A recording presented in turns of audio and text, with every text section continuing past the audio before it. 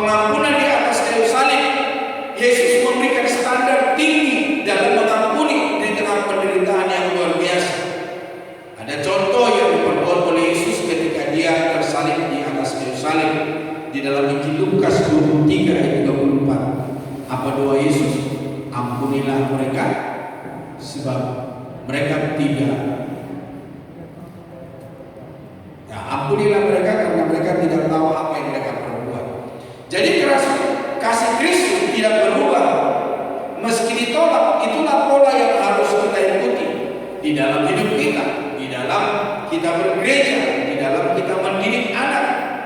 Nah, konsep Allah yang tak terbatas atau agape sebagai teladan, pentingnya belas kasihan dan anugerah, serta perintah untuk mengampuni sesama tanpa batas sebagaimana diajarkan dalam Alkitab, terutama di dalam Injil Matius pasal 18. Injil Matius pasal 18. Coba kita lihat Matius 18 ayat yang ke-21.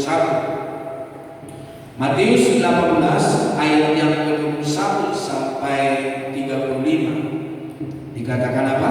Matius 18 ayat 1 sampai 35. Firman Tuhan berkata begini.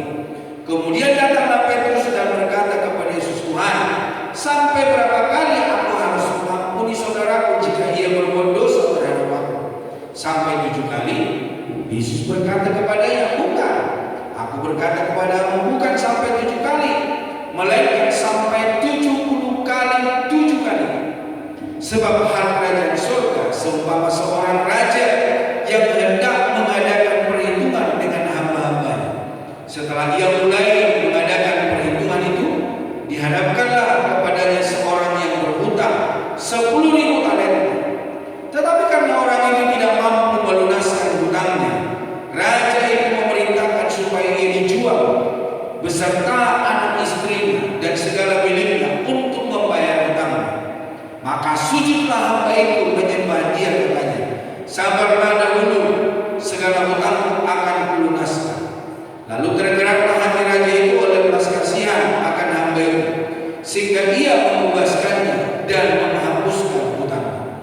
Tetapi ketika hamba itu keluar, ia bertemu dengan seorang hamba lain yang berhutang 100 dinar kepadanya. Ia menangkap dan mencekik kawannya itu, katanya, bayar hutangnya.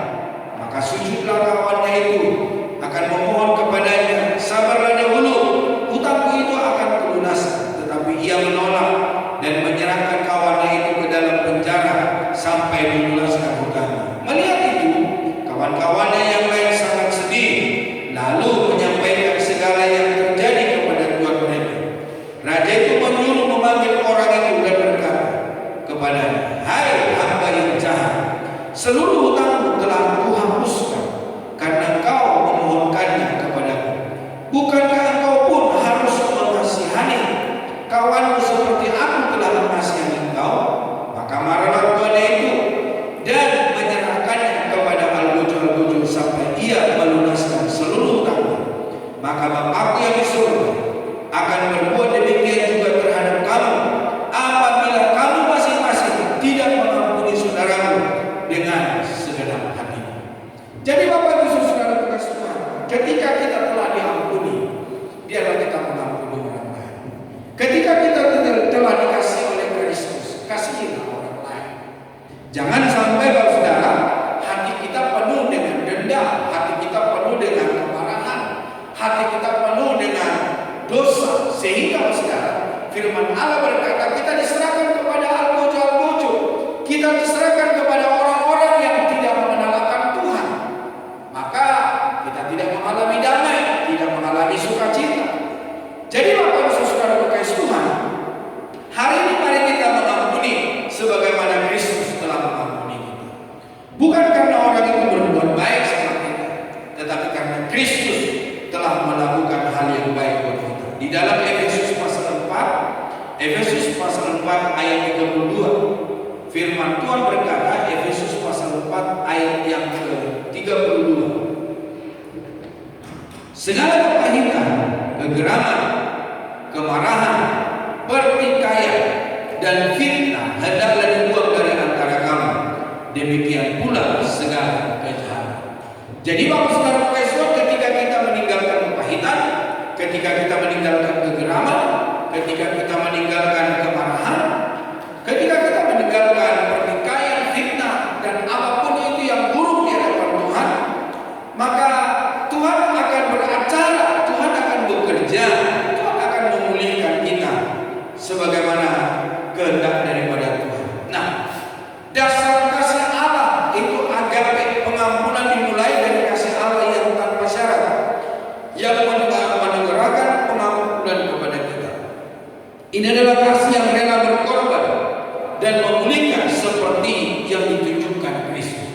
Jadi hari ini mari kita belajar dari kasih Kristus, memberikan pengorbanan bukan hanya untuk keluarga kita, bukan hanya untuk anak-anak kita, tetapi bagi setiap orang yang ada di sekitar kita.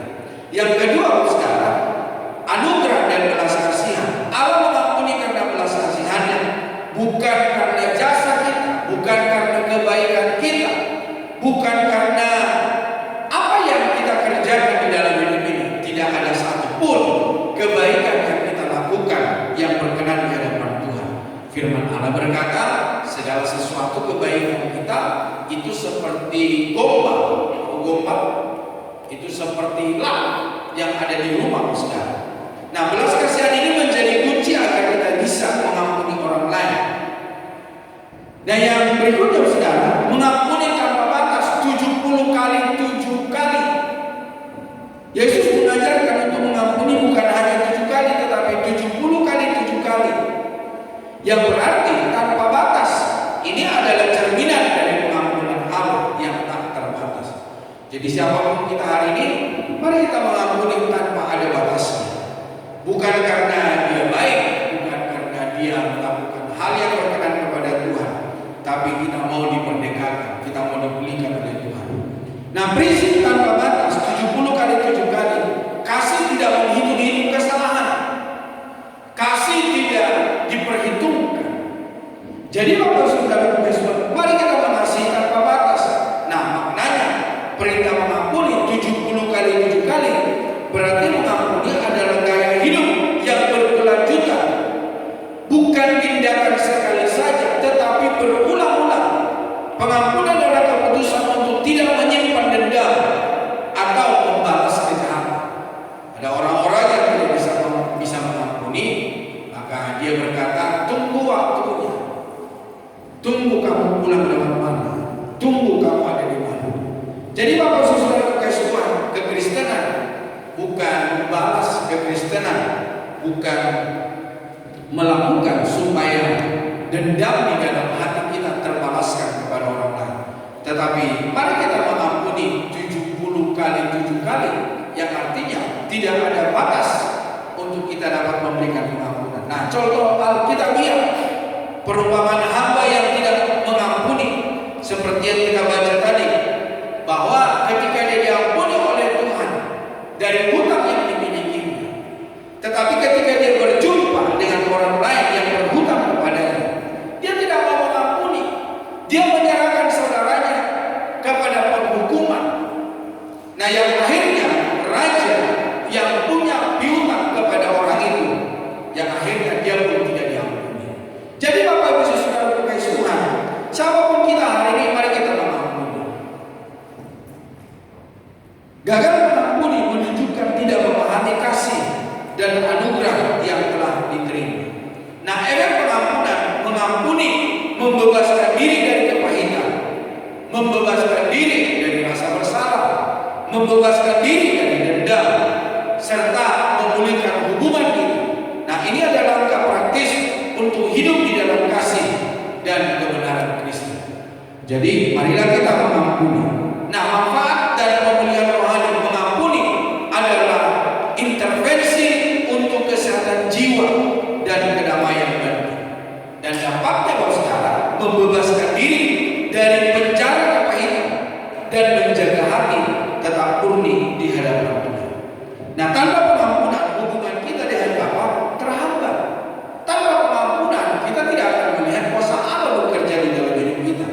Tanpa pengampunan tidak seorang pun akan melihat Allah. Jadi supaya kita dapat melihat Allah, supaya kita dapat melihat pertolongan Tuhan, ampunilah orang lain sebagaimana Kristus telah mengampuni. Kasih melihat pertobatan sebagai pintu pemulihan, bukan alasan untuk terus menghakimi. Pengampunan adalah kekuatan Injil yang memulihkan martabat manusia. Belajarlah mengampuni dengan tulus, jangan membiarkan masa lalu mengingat orang yang sudah bertobat. Dan yang terakhir, kasih yang diperlihatkan. Paulus minta agar kasih dinyatakan secara nyata, bukan hanya diucapkan sebagai diteladankan Kristus di dalam Roma 5 ayat yang ke-8. Dalam Roma 5 ayat yang ke-8, saya akan bacakan buat kita semua. Roma pasal yang ke-5 ayat yang ke-8. Demikian firman Tuhan. Akan tetapi Allah menunjukkan kasih-Nya kepada kita oleh karena Kristus telah mati untuk kita ketika kita masih berdosa. Jadi Bapak Saudara Saudara, Kristus telah menyatakan kasih bukan karena ketika kita sudah berbalik dari segala dosa kita, tetapi ketika kita masih hidup di dalam dosa, Tuhan mengasihi kita. Dia memberikan anaknya yang tunggal supaya kita memperoleh pengampunan. Nah, kasih yang diperlihatkan atau kasih dalam tindakan nyata mewujudkan arti kasih dalam kehidupan kita. Nah, apa itu kasih, Bapak Saudara? Definisi kasih yang melampaui perasaan atau emosi dan menekankan pada tindakan dan komitmen. Jadi, Bapak Ibu Saudara Tuhan, mari kita hari ini kita tekankan kasih dan melampaui segala komitmen yang akan kita kerjakan. Pentingnya kasih sebagai fondasi hubungan baik dengan Tuhan maupun sesama manusia. Ketika Tuhan mengasihi kita, mari kita mengasihi sesama. Nah, teladan kasih sempurna. Yesus Kristus sebagai teladan kasih yang berkorban. Nah, di dalam Alkitab Yohanes 15 ayat 12, inilah perintahku, yaitu supaya kamu saling mengasihi seperti aku telah mengasihi kamu. Nah, karakteristik kasih yang diperlihatkan di dalam 1 Korintus 13 ayat 4 sampai 8 sebagai landasan sabar dan murah hati. Dan dikatakan tidak iri, tidak sombong, tidak egois, dan tidak cepat marah, Bapak Ibu Saudara. Menanggung segala sesuatu dan percaya segala sesuatu. Jadi Bapak Ibu Saudara Tuhan, mari kita wujudkan kasih kita, mari kita wujudkan pengampunan kita terhadap orang lain. Nah, wujud kasih dalam relasi sosial, kasih dipraktekkan dalam interaksi kita sehari-hari. Jadi kasih bukan hanya sebuah perkataan yang digembar-gemborkan di mimbar gereja di dalam persekutuan, tetapi kasih yang dipraktekkan kepada sesama, yang kita praktekkan kepada orang lain, bukan hanya diperkatakan lewat mimbar gereja, bukan hanya diperkatakan ketika kita ada di persekutuan, tetapi kasih kita praktekkan di mana Tuhan tempatkan kita, bagi sesama orang percaya, bagi orang yang tidak percaya. Nah, berbuat baik kepada keluarga dan teman menunjukkan kehangatan dan kepedulian melalui perkataan dan perbuatan. Menerima orang lain tanpa syarat seperti kasih Yesus kepada perempuan yang berzina ketika ada orang yang menangkap seorang wanita yang berzina. Yesus berkata, "Di manakah mereka?" Si wanita itu berkata, "Semua mereka tidak meninggalkan aku." Dan Yesus berkata, "Pergilah dan jangan berbuat dosa lagi."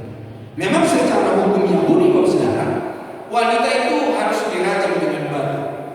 Tetapi Bapak Saudara, oleh karena kasih Kristus, seberapa besar dosa wanita itu, Dia memberikan pengampunan dan Dia membebaskan perempuan itu. Jadi Bapak Saudara Tuhan, berbuat baik, melakukan kasih, melepaskan kasih kepada orang-orang yang ada di sekitar kita. Nah, kasih melalui tindakan nyata. Kasih bukan sekedar kata-kata, tetapi aksi nyata. Contoh, membantu mereka yang membutuhkan, memberikan waktu dan perhatian kepada orang tua atau yang sakit, memaafkan kesalahan orang lain. Jadi Bapak Saudara kasih Tuhan, mari kita membantu, mari kita menolong, mari kita saudara memberikan waktu, mari kita memberikan perhatian kepada orang lain, apalagi kepada orang tua, kepada mereka yang sakit, mereka yang membutuhkan pertolongan kita, biar kita dapat membuktikan kasih yang Tuhan berikan bagi kita. Nah, tantangan dalam memperlihatkan kasih, egoisme dan mementingkan diri sendiri, ketakutan atau kurangnya pemahaman tentang kasih yang benar, pentingnya ketegasan dalam kasih untuk membela kebenaran. Kasih perdana dan kebenaran bukan hanya perasaan. Jadi Bapak Ibu Saudara kasih Tuhan, mari kita hari ini supaya kita memperlihatkan kasih, membuktikan kasih sebagaimana Kristus telah memberikan kasihnya bagi kita. Siapa di antara kita yang baik di hadapan Tuhan? Tidak ada seorang pun, saudara. Apa yang kita kerjakan tidak ada sesuatu pun yang baik. Semuanya tercemar di hadapan Tuhan. Tetapi Bapak Saudara kasih Tuhan, firman Tuhan berkata, mari hari ini kita mempraktekkan sebesar apapun kesalahan, seperti apapun dosa yang diperbuat orang lain, mari kita memberikan kasih, mari kita memberikan pengampunan. Mari kita menjadi pemancar kasih Allah di dunia ini. Mulailah dengan tindakan kecil, perhatian kita, belas kasihan kita, apa saja yang dapat kita perbuat kepada orang lain. Mari kita nyatakan untuk hormat dan kemuliaan nama Tuhan. Para musik boleh maju ke depan. Kasih yang memulihkan harus terlihat melalui penerimaan, melalui dukungan dan kepercayaan yang dibangun kembali. Kasih Kristen adalah kasih yang aktif dan berani merangkul kembali. Nyatakan kasih melalui tindakan konkret, menerima, mendoakan, dan mendampingi dalam proses pemulihan. Kiranya Bapak Saudara kasih Tuhan, seberapa kita yang ada hari ini, ketika kita telah belajar bagaimana kita memberikan pengampunan, bagaimana kita menerima orang lain dari segala kekurangan, kelemahan, biarlah kita dapat mengasihi, melepaskan segala pengampunan kita, sehingga kita layak di hadapan Tuhan, kita menerima berkat daripada Tuhan. Dialah pembela, dialah penolong, dialah Allah yang memberikan kebaikan dari segala apa yang kebaikan yang kita taruh kepada orang lain. Tuhan Yesus memberkati. Mari kita sama-sama bangkit berdiri.